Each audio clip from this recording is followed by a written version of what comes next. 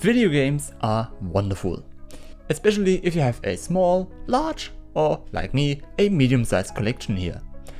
But how do you build such a large collection? And above all, how do you keep track of all the games?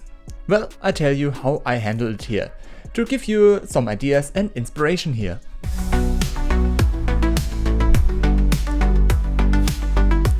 Hey everyone! Yes, this is a new format here called The Basics, where I simply explain the basics of various things. And today it's how I manage my game collection here. Well, many of you are probably wondering how I got that number of games here. And it's actually quite easy to explain. It was just there. But no, all jokes aside. Either because I know there are good games that I got for a good price, or there are games that interest me, or simply nostalgia. And there are also cases that are simply absurd, but I can say that I have that crap at home. And yes, there are definitely some weird things in my collection here. But if I were to add up all the games that I have here, I would end up with a number of 700 games in total here. And I think the best way to show you how I manage them is to show you how I manage it when I get a new game at home. That means I show you my process here. Also, a new game, where do I get some retro games? And I have an answer for that, the flea market. Here in the Frankfurt area here in Germany, we have a lot of flea markets where either dealers or private individuals sell the games. Okay, as for the dealers, there are honest ones and some that are just scammers. But if so, then of course there's eBay and everything else where you could get games for like the Atari 2600. Well, once I get home, the first thing I'll do, obviously, is to try the game to see if it works properly. And then I clean it and, if available, also the packaging. And with cartridges, it's also recommended to clean the contacts with baking soda, water and a toothbrush. You have to open the cartridge to clean the contacts here then.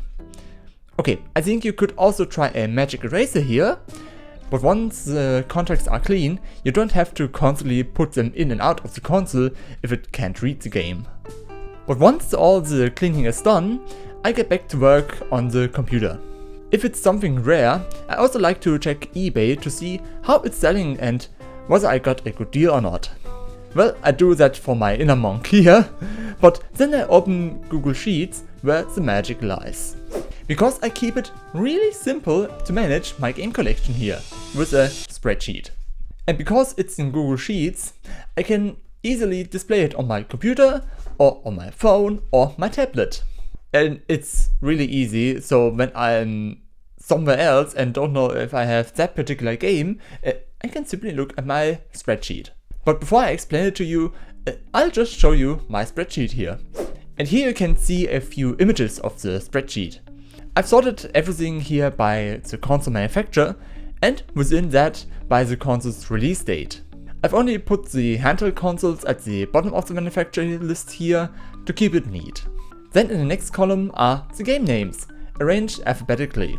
And then comes the question whether I have it physically, digitally, or it's a new release, like with the Nintendo Select titles for example. Then which region this game is from and when I bought it or when I last played it. I don't really need anything else in the sheet, but you can add more as needed. And because it's in Google Sheets, I can simply search for a game directly or scroll through whether it should be. So you can see that I can easily manage my game collection with a simple spreadsheet. Or there are also apps for your phone available, like the Game Eye app, where you can scan the game's barcode or manually select it to add it. But I only took a sneak peek on this app, so I can't say much about it. But I think the spreadsheet is the best thing you can do. I would definitely recommend creating a sheet like this right from the start if you want to build a video game collection. And you can choose for yourself what kind of values you want for it, like for what price you got the game for example. And then you creatively can run wild. The only thing that sucks is once I've entered everything, then sorting it in onto the shelf is a little nightmare. I have two IKEA Billy shelves there, which are almost full. I'm trying to save space here, but I have to think of something else for the future. But I think you can call this a luxury problem. And that's it. That's the whole process, how it works when I have a new game here at home. And also how I manage a collection like that. But I'll put a download link in the description down below with a blank tablet for you to use freely. If you have also any other ideas, feel free to comment them down below. And if you are generally interested in the content that I do here, feel free to subscribe to this channel here so you don't miss anything here.